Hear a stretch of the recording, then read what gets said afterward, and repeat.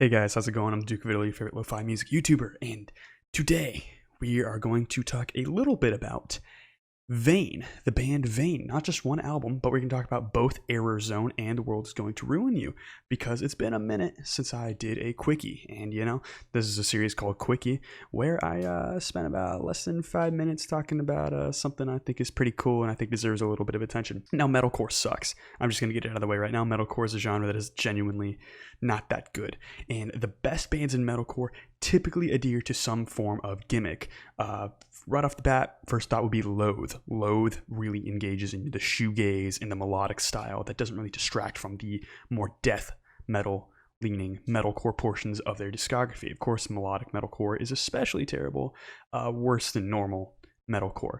But here you have Vane, a band that adheres to a bunch of different ideas, and it typically works. And the thing about Error Zone and The World is Going to Ruin You, two totally different projects with similar ideas, but they're both very inventive. First of all, Error Zone throws in a whole lot of really interesting drum and bass and breakbeat sections, which, on paper, that is a very obvious thing to do whenever you want to be experimental, is you're like, oh, let's just throw in breakbeat. But this is already a very grindcore adjacent metalcore record. This is an album that feels like grindcore, and it's just 27 minutes long. So really, this thing is just quick punches to the face, repeated succession, tons of aggression. Pardon the rhyme there, but it's just a flurry of blows, and it's kind of incredible. Not to mention, you got the additional electronics throughout this whole record that sounds pretty phenomenal, as well as the breakdowns. While breakdowns are typically the main feature of metalcore and specifically deathcore, but we don't even like any deathcore, so don't talk about it. In terms of Vane, they do it better than pretty much anyone else. You get some seriously nasty sounding breakdowns, so huge amounts of sub bass, really just crunchy guitar tones. And I don't mean lo-fi, I mean like different textures and effects used to just amplify it to another degree. Not to mention these howling vocal style from whoever this main vocalist is. He just sounds so pissed this whole time, and it's really something that's quite remarkable. And if breakdowns don't really sell you, if that's not really your thing, then maybe just look at the fact that this album is so close to grindcore. It's got a lot of variety in the track list. Every track sounds different.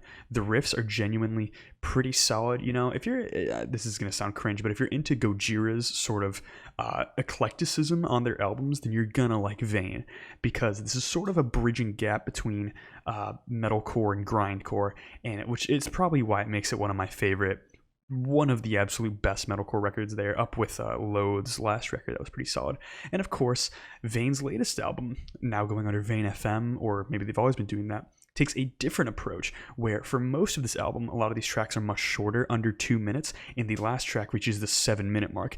And this album feels distinctly darker. It doesn't feel about as angry or as wild as the previous record, but it is so much darker. It's actually got dark ambient throughout.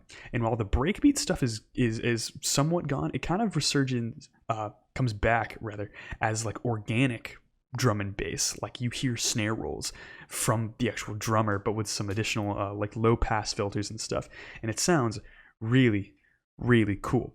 And on top of this, this is one of the better records this year, especially in terms of metalcore. Also just 31 to 33 minutes in length. It's eluding my brain right now, but it sounds awesome. It's incredibly dark, so dark that there's actually dark ambient elements to this whole thing, and it does kind of shy away just a little bit from the actual metalcore genre that was going on. It kind of more deviates into just almost like core, it kind of strays away from the breakdown heavy stuff, and instead it goes to these really concise tracks that just have a quick 1 2 3 combo, and it's really quick in quick succession, and then it just hits you over and over and over in a sort of a linear structure. And the last track here is a 7-minute sort of piano ballad, and normally when you have that on metal tracks, specifically metal albums that aren't extreme metal but are in this middle extreme section, they can come off as cringe. But it's really got this really cool glitch fest of different glitches and dark ambient pieces here that make it truly crushing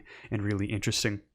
And on top of that, it also happens to be a very depressing and very meaningful record. And that's all the time I have today. I hope you guys enjoyed. Please check this out. Bye.